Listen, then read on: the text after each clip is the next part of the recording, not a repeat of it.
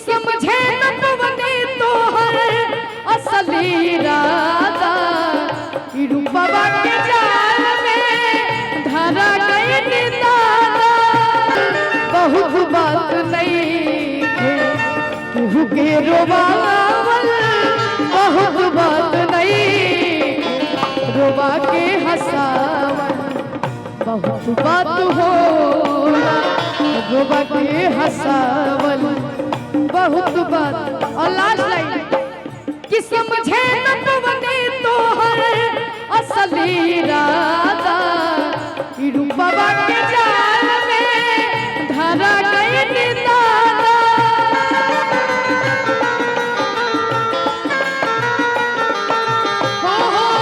समझे न पवनी तोहर असली इरादा, रूपवा के जाल में धरा गई दादा।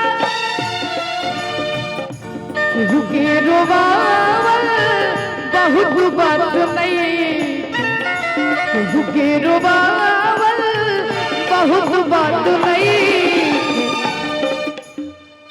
कि केहू के केहू के रोवावल बहुत बात नहीं, रुबा के हंसावल बहुत बात होला।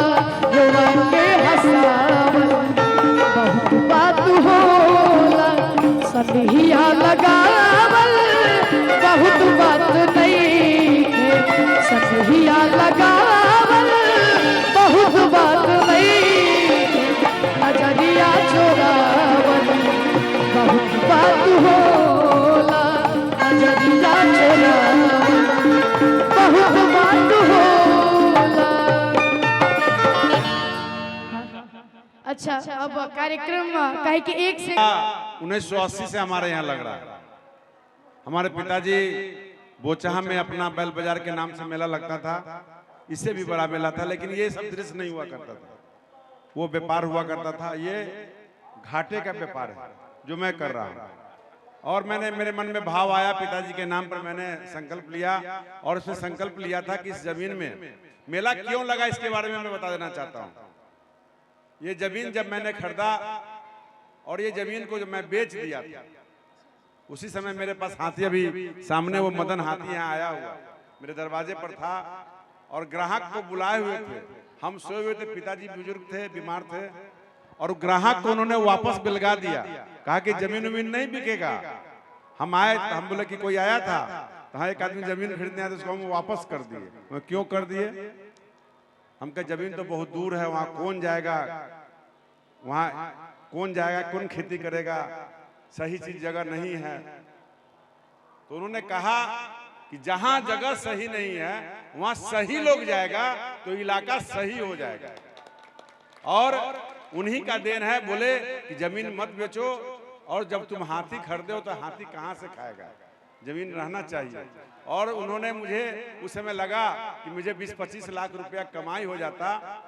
उनके मृत्यु के बाद मैंने कहा था, जो गोपेश जी महाराज कल आ रहे हैं वृंदावन से, तो हम अपने दरवाजे पर 2 बार भागवत कथा कराए थे, और हमने संकल्प लिया था कि हम चारों भाई मिलकर के इसी मैदान में बहुत बड़ा राम कथा कराएंगे, जिसका समय प्रभु श्री राम खुद ले लिए, और कल से कथा शुरू होने वाला है। तो मैंने 3 साल का संकल्प लिया था कि मैं 3 साल मेला लगाऊंगा। आप लोग को अगर मेला अच्छा लगा तो एक बार जोरदार ताली बजा के स्वागत कर दीजिए। और बहुत सारे लोग मुझे कमेंट करते हैं, मैं उस राजनीतिक मंच से नहीं बोलना चाहता हूं। आज भी सुबह खबर आया, विभाग से लोगों ने तुरंत फोन किया कि आपके मेले में कुछ घटना घट गया है, और आई से लोगों ने फोन किया। मैंने कहा कि उनको धन्यवाद दे दीजिए, उन विरोधियों को, कि बहुत अच्छी बात है, कम से कम सजग करके तो रखते हैं ना। उन्होंने कहा कि उनके यहाँ ये सब शुभ समय में शुभ बात अशुभ नहीं बोलना चाहिए। कुछ प्रेस रिपोर्टर भी हमको फोन किए, अगले साल भी हुआ, इसके पहले साल भी हुआ, जब झूला चालू भी नहीं हुआ था। तो कुछ हमारे मित्र, जो विपक्ष होता है, हर जगह विपक्ष होता है, विपक्ष भी अंग होता है, ये समझ लीजिए, विपक्ष भी अंग होता है। विपक्ष अगर नहीं है, विरोधी आपका नहीं है, तो आप जिंदा मुर्दा है। विरोधी अगर है तो आप जिंदा शेर हैं। तो निश्चित विरोधियों को भी कहना चाहूंगा। और ये मेला जो है, मैं स्पष्ट कर देता हूं, ये मेला कमाई के लिए नहीं है, मेला नाम के लिए है, मेला समाज के लिए है। मेला से अभी बहुत सारे लोगों को नहीं अच्छा लगता होगा, बहुत सारे लोगों को अच्छी बातें नहीं अच्छी लगती है, लेकिन मेरा जो उद्देश्य है, आने वाला समय यह इलाका ये विद्यालय से आगे बढ़े, व्यापार से आगे बढ़े, लोगों को रोजगार मिले और जनरेशन चेंज हो। चाहे उनका जो बहुत सारी बातें मन से कहने का मौका मन करता है, लेकिन राजनीतिक मंच नहीं है। लेकिन मैं धन्यवाद देना चाहूंगा कि अगर मेला आपको अच्छा लगा है तो मेला कमेटी अगले बार से निर्णय लेगा। मैं मेला से अपने आप को विड्रॉ करता हूं और मेला कमेटी इस मेले को आगे बढ़ाएगी। और आपको अच्छा लगे तो मेला आपका है।